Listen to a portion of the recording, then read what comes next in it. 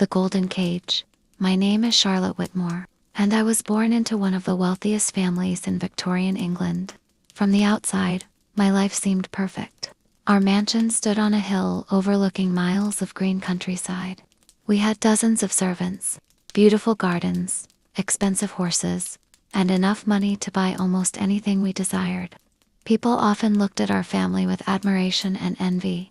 They believed we lived without worries. They could not have been more mistaken. Every morning began before sunrise. A maid entered my room carrying a basin of warm water. She helped me dress in layers of heavy clothing that felt more like armor than fashion. My corset was tightened until I could barely breathe comfortably. Mother insisted that a proper young lady must maintain perfect posture at all times. Breakfast was served precisely at 8 o'clock. Being late was considered a serious offense. The dining room was enormous, yet it often felt cold and silent. Father sat at the head of the table reading newspapers and discussing business matters. My brothers were expected to prepare for leadership roles in society. Their education focused on politics, finance, and management. My education was very different. I was taught music, embroidery, French, and proper manners. Everyone expected me to become a respectable wife one day. No one seemed interested in what I actually wanted. Victorian society had strict rules for wealthy young women. Every movement was watched. Every word was judged. A simple conversation with a gentleman could become the subject of gossip. Even laughter had limits. A lady was expected to appear calm, graceful, and modest at all times. Sometimes I felt as though I was performing on a stage from morning until night. The servants knew more about our family than anyone outside the house. They witnessed every argument hidden behind closed doors. They saw Mother's constant anxiety about our reputation. They heard Father's angry discussions about investments and political connections. Wealth protected us from many hardships, but it also created pressures that never seemed to disappear. One afternoon, while walking through the library, I discovered an old journal that had belonged to my grandmother. Inside were stories of adventures, travel, and dreams that she had never been allowed to pursue. As I turned the yellowed pages, I realized something unsettling. The women in my family had lived in luxury for generations, yet many of them had felt trapped. That evening, as the sun disappeared beyond the estate, I stood by my bedroom window and stared at the distant horizon. Somewhere beyond those fields was a world I knew almost nothing about, a world filled with possibilities, dangers, and freedom. At that moment, I had no idea that my life was about to change forever, and that the secrets hidden within the Whitmore family would soon threaten everything we had. The invitation. The following morning began like every other day at Whitmore Manor.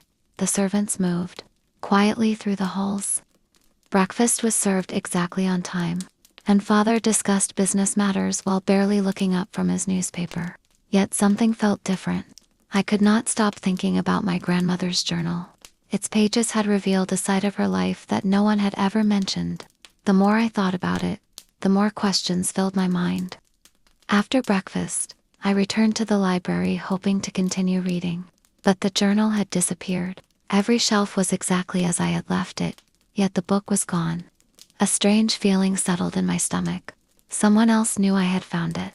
Later that afternoon, Mother informed me that we would be attending a grand social gathering in London the following week. Such events were common among wealthy families. They were opportunities to strengthen connections, discuss marriages, and display social status. Normally, I dreaded these occasions. They involved hours of preparation and endless conversations about subjects that bored me. This time, however, something unexpected happened. While Mother described the guest list, she mentioned the name Ashford. The moment I heard it, I remembered seeing the same name several times in my grandmother's journal. Lord Ashford had apparently been one of her closest friends during her youth. When I asked Mother about him, her expression immediately changed. She became unusually quiet and instructed me never to ask about the Ashford family again. Her reaction only deepened my curiosity.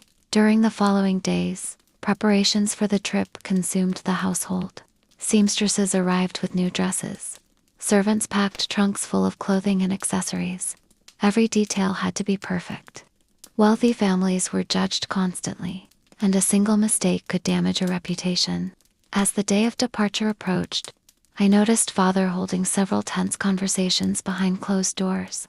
More than once, I heard raised voices coming from his study. One evening, while passing the door, I caught a few words, "That agreement, Ashford." Before I could hear more, the conversation stopped.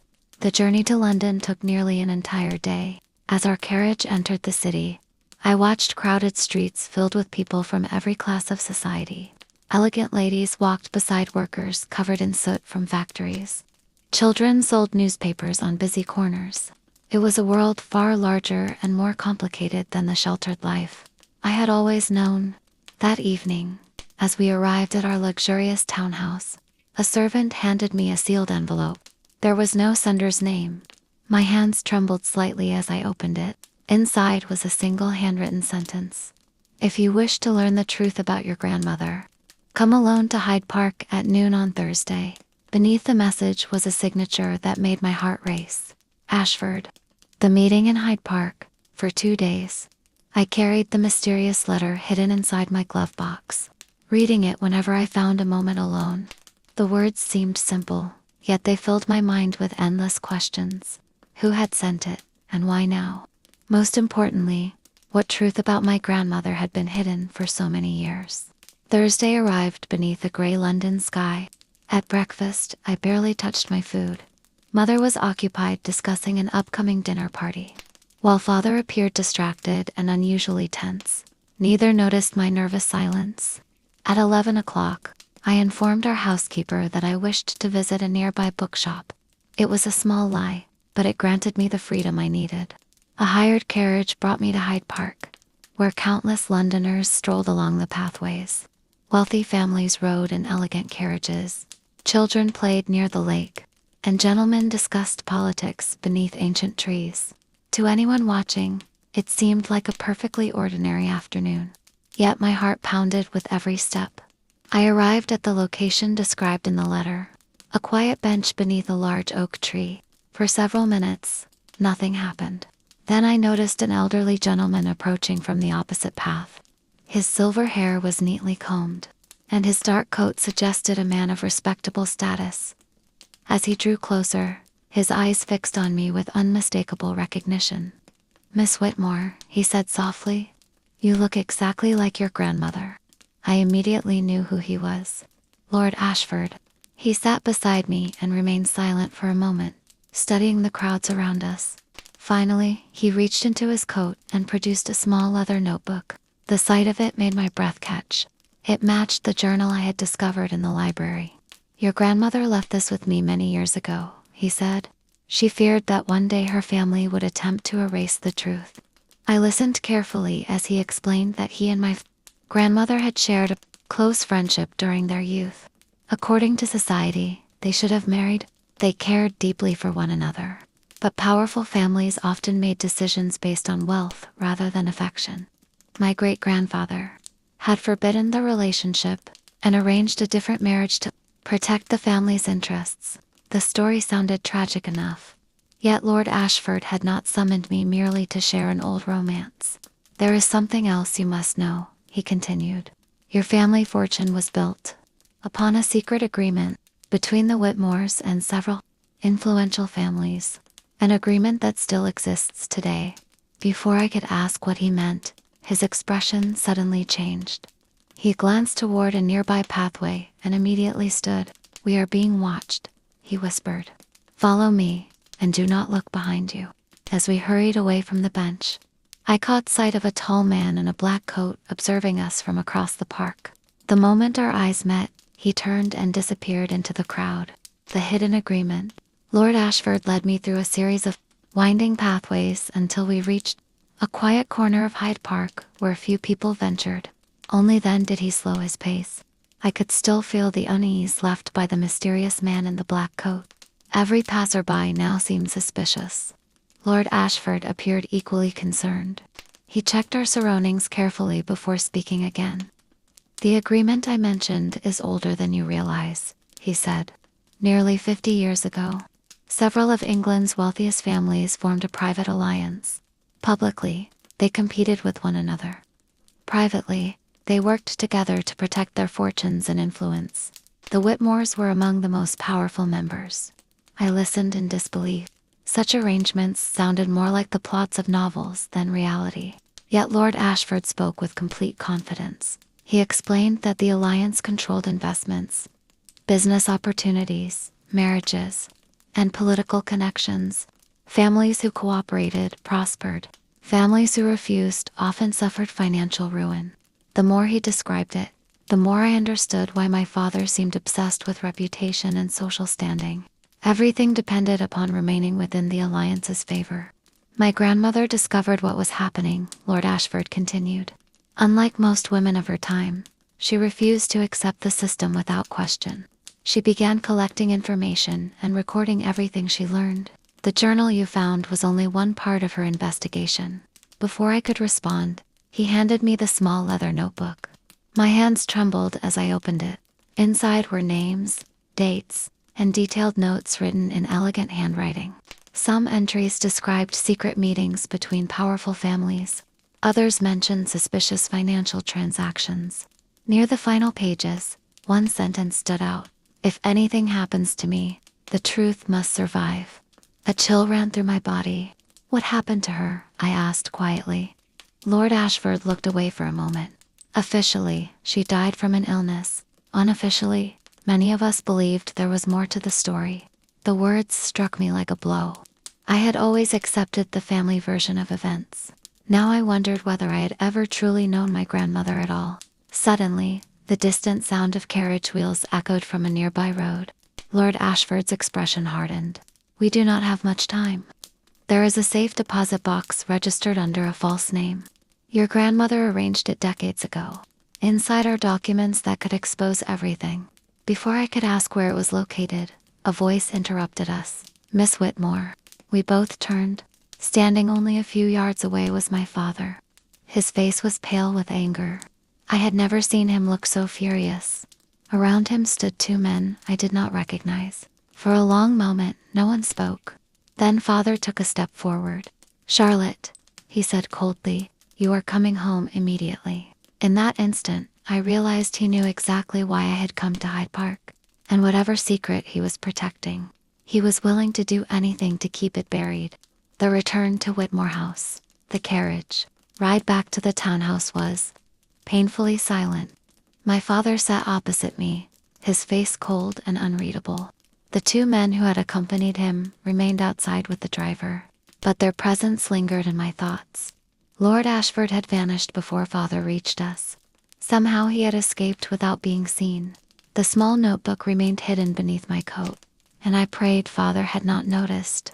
As the streets of London passed outside the window, countless questions raced through my mind. How had father known where to find me? Who were the men with him? And why was he so desperate to stop me from learning the truth? When we arrived, father immediately ordered the servants to leave us alone in his study. The heavy door closed behind us. For a moment, neither of us spoke. Then he turned toward me with an expression I had never seen before. "You will not meet Lord Ashford again," he said firmly. "You will not speak to him, write to him, or ask questions about him. Do you understand?" His voice carried an authority that would normally end any discussion. Yet something inside me had changed. I could no longer accept simple commands without explanation. "Why, father?" I asked. "What are you hiding?" His jaw tightened. "I am protecting this family. That is all you need to know." "Protecting us from what?" I pressed. The silence that followed felt endless. For a brief moment, I thought he might finally tell me the truth.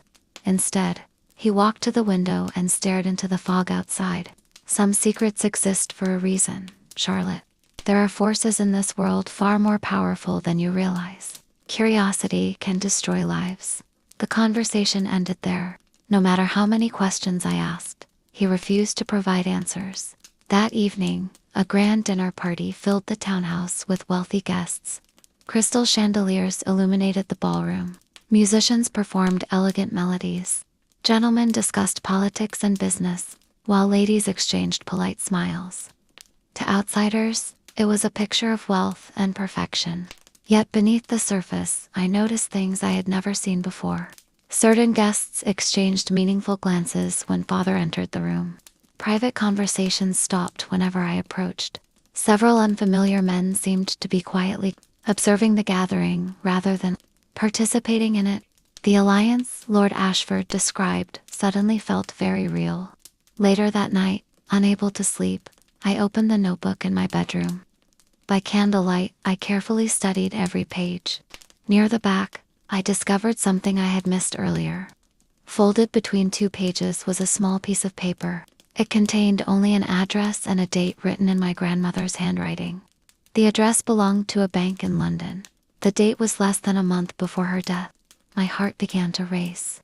This had to be the location of the safe deposit box. Before I could examine it further, a faint sound came from the hallway outside my room. Footsteps, slow and deliberate. Someone stopped directly outside my door. The handle moved slightly. I quickly extinguished the candle and hid the notebook beneath my mattress. In the darkness, I listened as the unknown visitor remained motionless on the other side of the door. Then, after several long seconds, the footsteps slowly retreated into the shadows. Whoever had been there was searching for something, and I feared they already suspected what I had found. The bank vault. The following morning, I woke after only a few hours of restless sleep. The memory of the footsteps outside my door haunted me. Whoever had been there had not entered, but their intentions were clear. Someone was searching for the notebook, and perhaps for me as well. During breakfast, I carefully observed every face around the table. Mother appeared preoccupied with social engagements. Father was unusually quiet, studying his newspaper with intense concentration. If he knew about the notebook, he showed no sign of it. Yet I could not shake the feeling that he was hiding far more than he admitted. As soon as an opportunity presented itself, I slipped away from the townhouse. The address hidden within my grandmother's notebook led to a private bank, located in one of London's wealthiest districts. The building itself appeared ordinary from the outside. Its stone walls and tall windows blended seamlessly with the surrounding architecture, yet armed guards stood near the entrance, and every visitor was carefully observed. Inside, the atmosphere felt cold and formal. Wealthy clients moved quietly through marble halls while clerks worked behind polished wooden counters. My heart raced as I approached the manager's office. Using the information written by my grandmother, I explained that I had come regarding a deposit box registered under a specific name. The manager's expression changed immediately. Without asking further questions, he escorted me downstairs through a series of locked doors. Finally, we reached a massive steel vault. Rows of secure boxers lined the walls. The manager located one near the far corner and handed me a small key. "This box has remained untouched for more than 20 years, he said quietly. Once he left, I inserted the key and opened the compartment. Inside lay several envelopes tied together with a faded ribbon. There was also a photograph I had never seen before. It showed my grandmother standing beside Lord Ashford as young adults. Both were smiling. They looked genuinely happy. For a moment, I wondered how different their lives might have been if society had allowed them to follow their hearts. Then I opened the first envelope. The documents inside revealed financial records connecting the Whitmore family to numerous influential individuals. Some names belonged to politicians. Others belonged to industrial magnates and members of parliament. Certain transactions appeared entirely legal. Others seemed designed to conceal the movement of enormous sums of money. As I continued reading, a terrible realization formed. The alliance described by Lord Ashford was not merely protecting wealth, it was manipulating events across the country. Near the bottom of one document, a familiar name caught my attention. My father's signature appeared beside an agreement dated only 3 years earlier. He was still actively involved. Suddenly, I heard a sound behind me. The heavy vault door had opened. I quickly gathered the papers and turned around. A young man stood in the doorway. He appeared to be only a few years older than myself.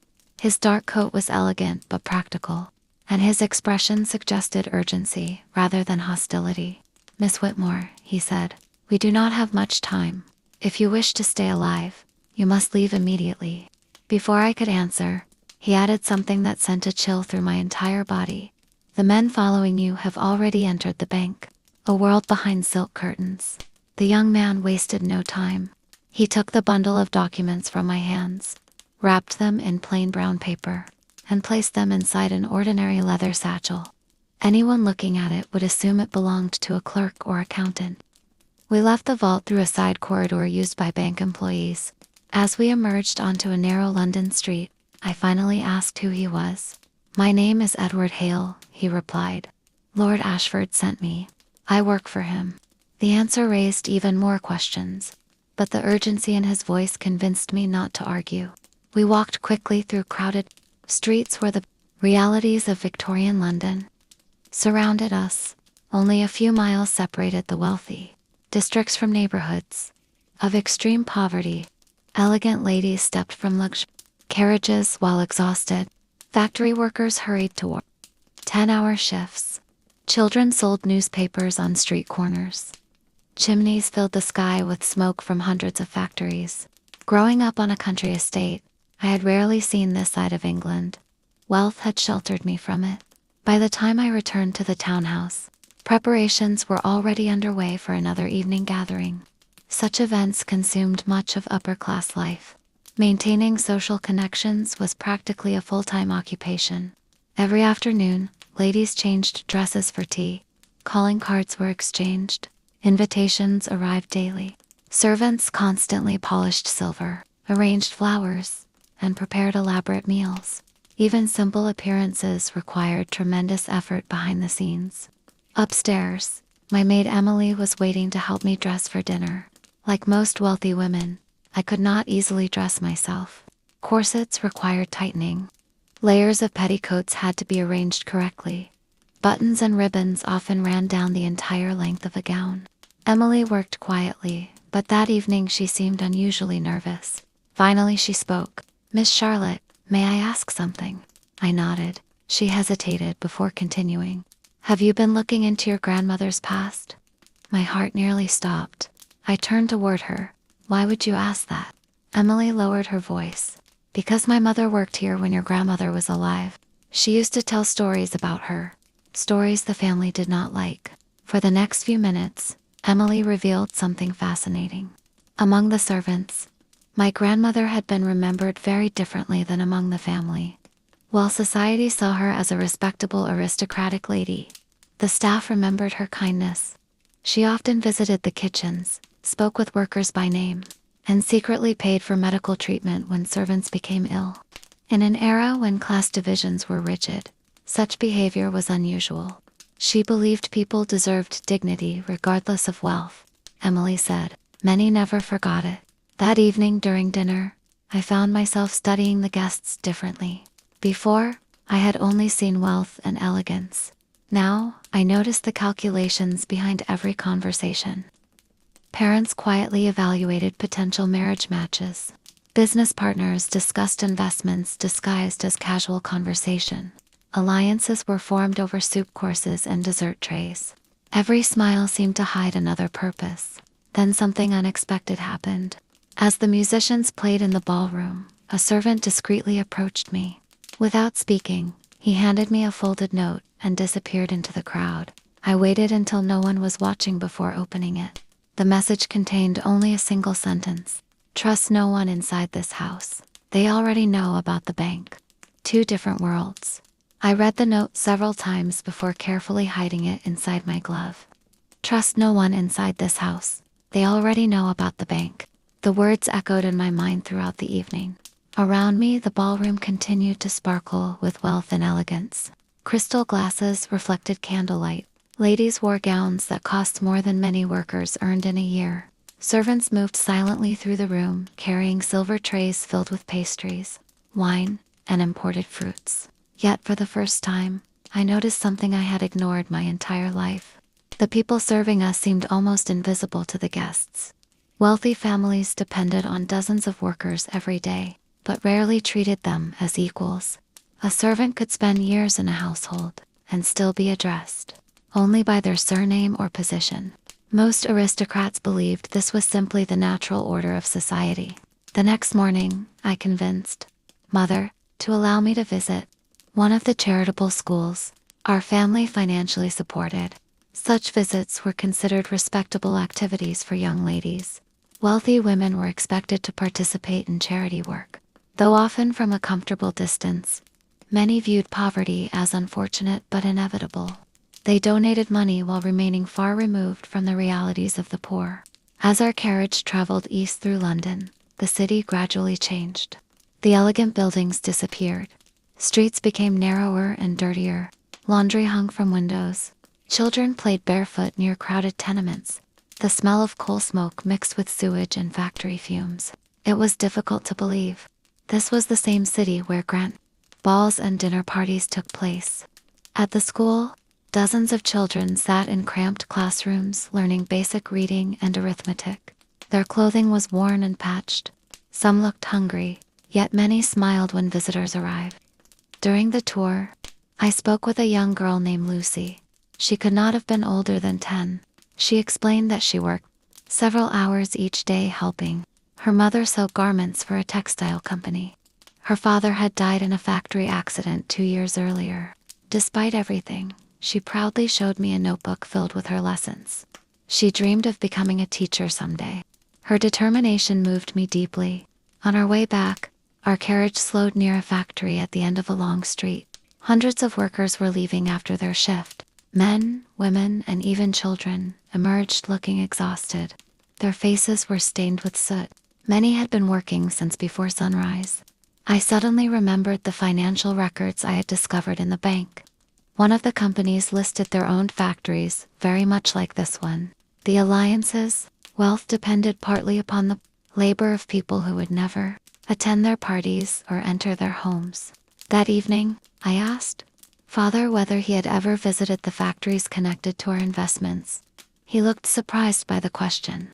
Such matters are managed by directors, he replied. Why would I visit personally? His answer revealed more than he intended. To families like ours, wealth often felt disconnected from the people who created it. Money arrived through investments, estates, and businesses, while the difficult realities remained hidden behind reports and ledgers. Later that night, Emily secretly entered my room, carrying a tray of tea. Once the door was closed, she leaned closer and lowered her voice. Miss Charlotte, someone has been searching your room again. This time they looked beneath your mattress. A chill ran through me.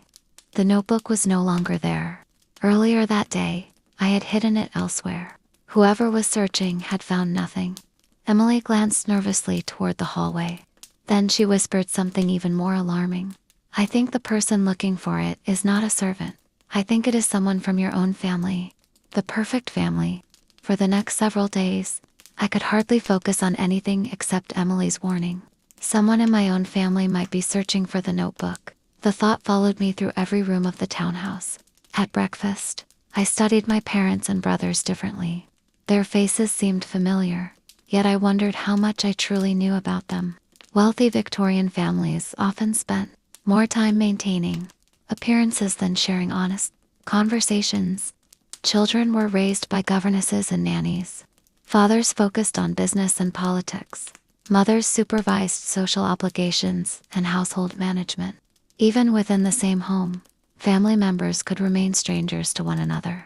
The following Sunday, we attended church as we always did. Religion played an important role in Victorian society, especially among the upper classes. Families sat in reserved pews according to their status. Clothing was carefully chosen. Every gesture was observed by neighbors and acquaintances. As our carriage arrived, I noticed how people reacted to Father. Shopkeepers greeted him respectfully. Clergymen shook his hand. Other gentlemen seemed eager to gain his approval. Influence often mattered as much as money. After the service, Father spent nearly an hour speaking with local businessmen and politicians. Meanwhile, several poor families waited nearby to receive charitable food parcels distributed by wealthy donors. The contrast was striking. The rich discussed investments and estates, while struggling families quietly waited for bread, vegetables, and coal vouchers. One elderly woman caught my attention. Her coat was threadbare, and her hands looked rough from years of labor. When she approached the distribution table, one of the organizers spoke to her impatiently, as though she were a burden rather than a human being. Yet moments later, the same organizer greeted an aristocratic guest with perfect politeness. The difference in treatment disturbed me. That evening, I asked Mother whether she had ever worried about the conditions many workers faced. She looked surprised by the question. "My dear, poverty has always existed," she replied. "We support charities and churches. There is only so much one can do." Her answer reflected the attitude of many wealthy Victorians. Some genuinely cared and donated generously. Others believed social classes existed for a reason and rarely questioned the system. A few days later, I discovered another unexpected source of information. While walking through the servants' corridor, I overheard two footmen speaking quietly. They stopped immediately when they saw me, but not before I heard my grandmother's name. I politely asked them to continue. At first they refused. Eventually, one of them admitted that older servants still told stories about her. According to them, she often disguised herself in plain clothing and visited poorer districts of London without informing the family. She wanted to see how ordinary people lived. Such behavior would have shocked many aristocrats. That night, I searched through the notebook again. Hidden between 2 pages, I found a folded newspaper clipping. It described a factory fire from nearly 20 years earlier. Several workers had died. What caught my attention was the company name. It matched one of the businesses connected to the alliance. Someone had circled a sentence in red ink. "The owners deny responsibility." Below the clipping, my grandmother had written a short note. This was where I first learned the truth. My pulse quickened. Whatever secret she had uncovered seemed connected not only to wealth and power, but also to the suffering of ordinary people. As I stared at her handwriting, a sudden knock sounded at my bedroom door. When I opened it, no one was there. Only a small package rested on the floor. Inside was a silver pocket watch. Engraved on the back were 4 words: "Ask Edward about Manchester." Wealth existed here, but it wore a different face. Instead of country estates and aristocratic titles, power belonged to industrialists and businessmen. As our carriage carried us through the city, I noticed children selling newspapers, women carrying baskets of laundry, and men emerging from factories covered in soot. Many looked older than their years. Hard work and difficult living conditions left visible marks on people. Finally, we stopped outside a modest boarding house. According to Edward, my grandmother had stayed there during her investigation. The building appeared ordinary. Its brick walls showed signs of age, and the paint around the windows was peeling. Yet something about it made my pulse quicken. This place connected directly to her final months. As we entered the lobby, the elderly owner looked up from her desk. The moment she heard my surname, her eyes widened with surprise. For several seconds she stared at me. Then she quietly said something that sent a chill down my spine. "Your grandmother was here the night before she disappeared." The hidden room, the elderly owner of the boarding house, introduced herself as Mrs. Carter. Even though decades had passed, she remembered my grandmother clearly. According to her, wealthy ladies rarely stayed in places like this. Most aristocrats preferred luxury, hotels with private servants and elegant dining rooms. My grandmother had been different. She dressed simply, spoke kindly to everyone, and spent more time with workers and local families than with Manchester's wealthy industrialists. Mrs. Carter led us to a small sitting room at the back of the building. The furniture was old, but carefully maintained. A coal fire burned softly in the fireplace. As we sat down, she explained that my grandmother had rented the same room for several weeks while investigating the factory fire. She often returned late at night carrying notebooks and newspapers. Sometimes she met journalists. Other times she spoke with workers who had survived dangerous conditions inside the mills. One evening, shortly before her disappearance, she appeared frightened. She told Mrs. Carter that powerful people were watching her. She believed someone had discovered what she was investigating. The story sounded disturbingly familiar. Before leaving the next morning, My grandmother handed Mrs. Carter a small envelope and asked her to keep it safe. She said that one day, a member of the Whitmore family might return seeking answers. Mrs. Carter had honored that promise for more than 20 years. She opened a drawer and carefully removed the envelope. My hands trembled as I broke the seal.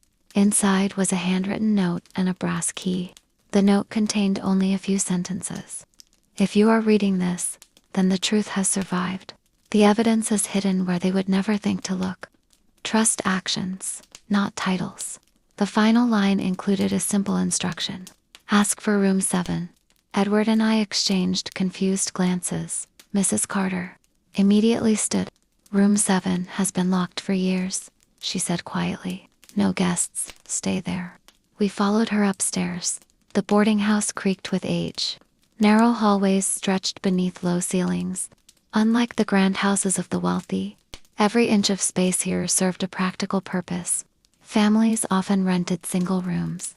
Travelers shared bathrooms. Workers sometimes slept 2 or 3 to a bed to save money. Victorian life could be vastly different depending on social class. At the end of the corridor stood a weathered door marked with the number 7. Mrs. Carter unlocked it and stepped aside. Dust covered the furniture. Sunlight filtered through faded curtain. At first glance, the room appeared empty. Yet something felt unusual. Edward noticed it first. One section of the wall sounded hollow when tapped. Together, we moved an old wardrobe aside. Hidden behind it was a narrow wooden panel. The brass key fit perfectly into a small lock. My heart pounded as the panel slowly opened. Inside was a concealed compartment containing several journals, financial records, newspaper clippings, and dozens of letters. More evidence than my grandmother could ever have carried home. For years it had remained hidden in this forgotten room. Then I spotted one final item resting at the very back. A recent document. Unlike everything else, it was only a few months old. Someone had visited the secret compartment recently, and at the bottom of the page was a signature I recognized instantly. My father's secret. For several moments, I simply stared at the signature. The document was dated only 6 months earlier. My father had been here, not years ago, not decades ago, recently. The realization left me speechless. Everything I had discovered seemed to point toward the past, toward secrets buried long before my birth. Yet this document proved that the story was still unfolding. Whatever the alliance was hiding remained important, enough for my father to travel to Manchester and search this very room. Edward carefully examined the paper. It appeared to be a visitor record written by my grandmother many years ago. Besides several names, someone had added notes in newer handwriting. My father's handwriting. He had been tracking the same evidence we were now uncovering. The question was why. Had he come to destroy it or to protect it? Mrs. Carter watched us quietly. Finally, she spoke. He was not alone when he visited. There were 3 men with him. They searched this room for hours. They seemed desperate to find something. Did they succeed? I asked. She shook her head. Not as far as I know. They left angry. That answer offered a small sense of relief. Somewhere within these journals and documents, something remained hidden. We spent the rest of the afternoon examining every page. My grandmother's investigation had been remarkably thorough. She documented unsafe factory conditions, bribery involving local officials, manipulated inspections, and efforts to silence journalists. The alliance had not simply protected wealth, it had protected corruption. Yet one journal stood apart from the others. Its entries were deeply personal. Instead of financial records, it contained observations about people, workers she had met, families affected by industrial accidents, children forced into labor. Reading her words, I began to understand why she had become so determined. For many wealthy Victorians, poverty remained an abstract issue discussed in newspapers and charity meetings. My grandmother had chosen to witness it directly. One entry described a family of 6 living in a single damp room beside a factory canal. Another told of a 12-year-old boy who lost part of his hand in a machine accident. These were not statistics to her. They were human beings. As evening approached, Edward discovered a folded map hidden inside the journal cover. Several locations had been marked in pencil. Most were factories connected to the alliance. One mark, however, stood alone outside the city. Beside it, my grandmother had written 2 words: "Final proof." A heavy silence filled the room. We all understood the significance. Whatever evidence she considered most important was hidden there. Before we could discuss our next move, loud voices echoed from downstairs. A door slammed. Footsteps hurried through the boarding house. Mrs. Carter's face immediately turned pale. She moved toward the window and carefully looked outside. More than a dozen men were gathering near the entrance. Several wore dark coats. One carried a list of names. Another was speaking directly with people on the street. Edward crossed the room and looked through the curtains. "They found us," he said quietly. My pulse quickened. How? We had traveled carefully. We had spoken to no one. Yet somehow our enemies knew exactly where we were. Then, among the men below, I recognized a familiar face. He was one of the men who had accompanied my father in Hyde Park. And this time, they were not searching for documents. They were searching for us. The last piece of evidence. The moment Edward recognized the men outside, he began gathering the documents. We could not carry everything. There were simply too many journals, records, and letters. For years, my grandmother had collected evidence against some of the most powerful people in Britain. Now those same people were closing in on us. Mrs. Carter quickly locked the room door while Edward searched for another exit. The boarding house had stood for nearly 50 years, and like many older buildings, it contained narrow service passages originally built for staff. Wealthier homes often had entire networks of servant corridors hidden behind walls so that servants could move through the house without disturbing their employers. This building was smaller, but it followed the same idea. Within minutes, Mrs. Carter led us through a concealed doorway behind a linen cupboard. The passage was cramped and dark. Dust filled the air. As we hurried downward, I could hear voices entering the boarding house below. The search had begun. We emerged into a narrow alley behind the building and immediately disappeared into the evening crowd. Manchester's streets remained busy even after sunset. Factory shifts ended at different hours, and workers filled the roads, returning to crowded neighborhoods. The city itself became our protection. No one paid much attention to 3 ordinary figures moving through the crowd. By midnight, we had reached a small house belonging to one of Edward's trusted friends. There, for the first time, we were able to carefully examine the map my grandmother had left behind. The location marked "Final Proof" lay several miles outside the city, near an abandoned textile mill. According to local records, the mill had closed years earlier following financial difficulties. Yet my grandmother's notes suggested something else. Several alliance members had secretly met there after the factory fire. Investigation began. If she had hidden her most important evidence anywhere, it would be there. Early the next morning, we hired a carriage and began the journey. As we traveled through the industrial outskirts of Manchester, I observed another side of Victorian life. Rows of worker housing stretched beside factories and canals. Children played near brick buildings, blackened by decades of coal smoke. Women scrubbed laundry by hand, while men headed toward another day of labor. For many families, life followed the same exhausting routine year after year. The wealth generated by industry transformed Britain, but its rewards were not shared equally. By midday, the abandoned mill finally appeared on the horizon. The building looked enormous, despite years of neglect. Broken windows lined its upper floors. Tall chimneys stood silent against the gray sky. Nature had begun reclaiming parts of the property. We entered cautiously. The interior was cold and dark. Rusted machinery sat motionless beneath layers of dust. It was difficult to imagine that hundreds of workers had once filled these rooms every day. Following clues from the map, we eventually reached the old manager's office on the top floor. There, hidden beneath loose floorboards, we discovered a small iron box. My hands trembled as I opened it. Inside was a collection of letters unlike anything we had seen before.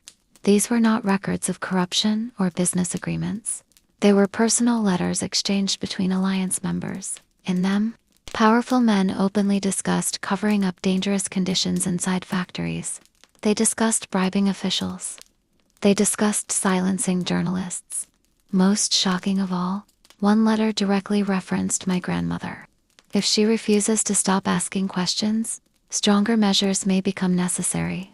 The letter had been written only weeks before her reported illness. A terrible silence filled the room. At last, we had found the proof, not only of corruption, but possibly of what had happened to my grandmother. Then a sound echoed from below. Footsteps, dozens of them. Edward moved to the window, and his face immediately hardened. They were here. Carriages surrounded the mill from every direction. There would be no escape this time. And standing beside the lead carriage was my father. The truth revealed, my father stood in the doorway of the abandoned mill, surrounded by men who had spent months pursuing us. For a moment, no one moved. The cold wind drifted through the broken windows while dust swirled across the floorboards. I expected anger. I expected threats. Instead, my father looked exhausted, older than I had ever seen him. His eyes settled on the letters spread across the table. Then he spoke quietly. "So you found it." Edward stepped protectively in front of me, but my father raised a hand. "There will be no violence today. Not from me." The men behind him remained silent. Slowly, my father entered the room. He looked at the evidence my grandmother had hidden so many years ago. The letters, the records, the confessions, the proof, everything she had sacrificed herself to protect. "You deserve to know the truth, Charlotte," he said. "Your grandmother was right. The alliance was corrupt. Powerful men placed profits above human lives. They bribed officials. They silenced journalists. They destroyed anyone who threatened their interests. When your grandmother uncovered the truth, she planned to expose them." I felt my heart pounding. "Then what happened to her?" My father's expression darkened. "She never intended to disappear. She became ill suddenly, very suddenly. Some believed it was natural. Others suspected otherwise. We never found proof. But after her death, the alliance made certain every investigation ended. They feared what she knew. For years, I hated my father for hiding the truth. Yet now I saw something different. He had been trapped as well, bound by obligations, expectations, and dangers created long before he was born. "Why did you follow us?" I asked. "Because I knew they would," he replied. "I searched for the evidence before they could find it. I wanted to protect it until the right moment. I simply never expected that moment would belong to you." The room fell silent. Then one of the men standing outside suddenly spoke. "Several members of the alliance have already turned against one another. Newspapers are investigating. Politicians are asking questions. Their power is weakening." For the first time, hope appeared. My grandmother's work had survived. The truth had survived.